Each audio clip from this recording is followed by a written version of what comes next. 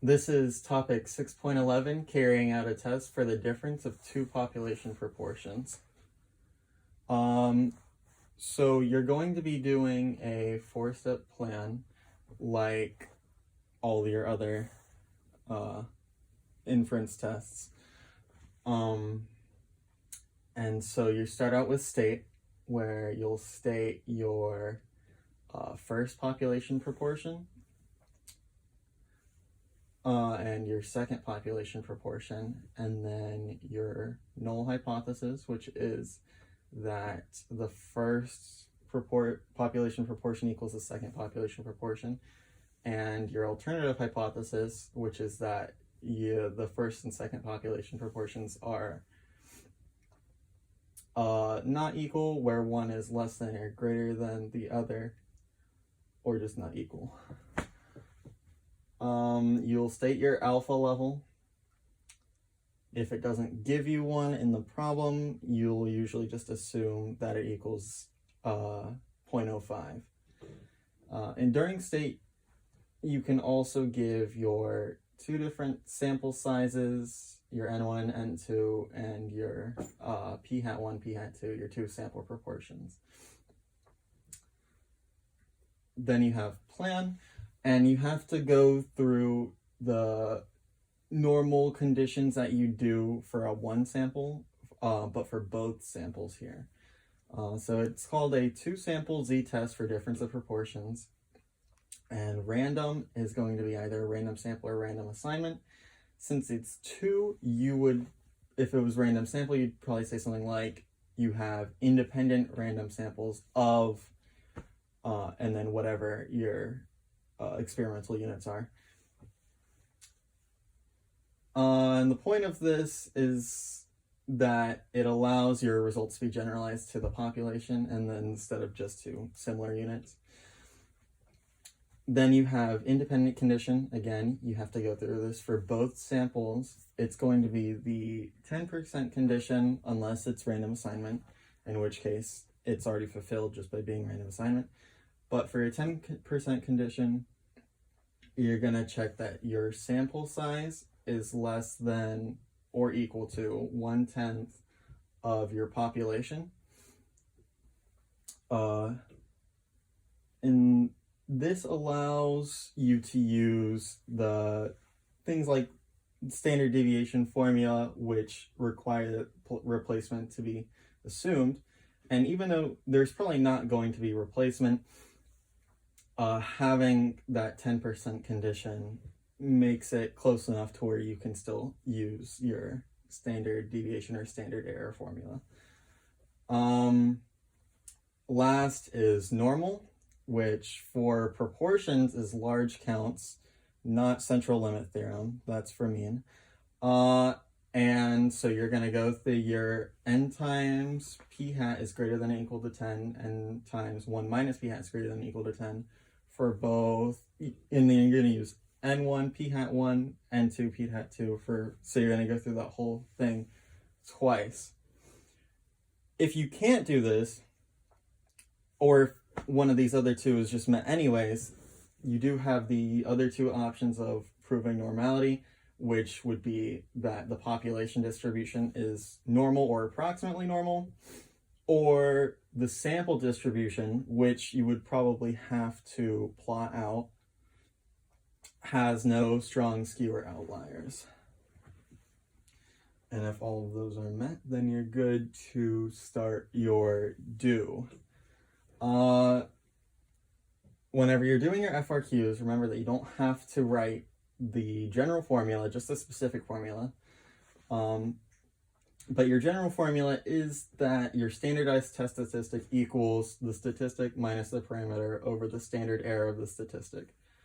And so for this, which, the two sample difference of proportions, what you're going to be working with here is z as your test statistic, and then your statistic is p hat 1 minus p hat 2, because you're looking at the difference, minus 0, which that would be your claimed null hypothesis. But since what you're assuming from the null is that p hat of, or p of 1, p1 minus p2 equals 0, this is just 0. And then you'll notice that your standard error uses a pooled proportion rather than the typical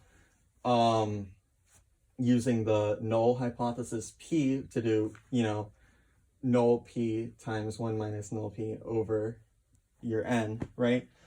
And that's because you're assuming that p1 and p2 are the same, right? Since you're assuming they're the same, you can pool them together, in which you'll do your pooled proportion equals x1 plus x2 over n1 plus n2, where that x1 is the number of successes from your first sample, and then x2 is the number of successes from your second sample over the size of the first sample and the size of the second sample. If you aren't given your x's, but you are given your p hats for each of the samples, you can do n times p hat for each one. So you do n1 times p hat 1, and that'll give you your x1, n2 times p hat of 2, and that'll give you your x2. So after you get that, you will go in and it's similar to how you would do your standard error for a single sample proportion here. But then, adding the 2 under the square root, because that's how that comes from adding or subtracting random variables all the way back in, I forgot what unit. So that's going to be the pooled proportion times 1 minus the pooled proportion all over n1 plus the pooled proportion times 1 minus the pooled proportion over n2. On the reference sheet, however, you'll see this written out a different way. You'll probably, in there, you would see it as the pooled proportion times 1 minus the pooled proportion times 1 over n1 plus 1 over n2. After you get all this, you would calculate your p-value off of your what you got for your z. So you take your z and you go to table A. Now under table A, it gives you the values less than that, your whatever value you find in table A. So your p-value, if you're looking at your alternative hypothesis as a less than, then you're already good as is off of table A. You find out what it says your p-value is just straight off of what you put in for your z. If you have a greater than, then it's a little bit different. What you'll find from using table A is everything except what you want. So you'd get, say you're looking for the right tail, and you get everything up to the right tail, the entire left side of that. So what you do is 1 minus whatever you get from table A, and that's your p-value. And then for a not equal to, you take the easiest way that I think to do it is to take whatever the negative version of your z value is, whether it's already negative or whether it's positive, and you just put a negative on it. Find the table A value for that negative z value to get your p-value, and that covers your left tail, and then you just multiply it by 2 because it's an equal proportion of that distribution just on the right end, and that'll give you your not equal to. You're also going to want to draw out what this looks like for an FRQ. So you draw your normal distribution curve, you label it 0 to 1 since this is standardized. And then this would be what it would look like if you were looking at a less than or just a left tail. If it was a greater than, you were looking at the right tail, then it would look like this, but on this side instead. And a not equal to would look like this and this at the same time. You'll take your 0 in the middle, which is your mean from this, because this is mean, comma, standard deviation, or standard error, whatever. No, standard deviation. And then you'll put your z wherever it is, here, somewhere over here, somewhere over here. It just has to be a rough approximation of what side it's on. And then you'll shade in the correct where the tail is. And that is your p-value. After you do that, you conclude. And the wording for it is assuming the null hypothesis, which is going to be p1 minus p2 equals 0, or p1 equals p2, is true.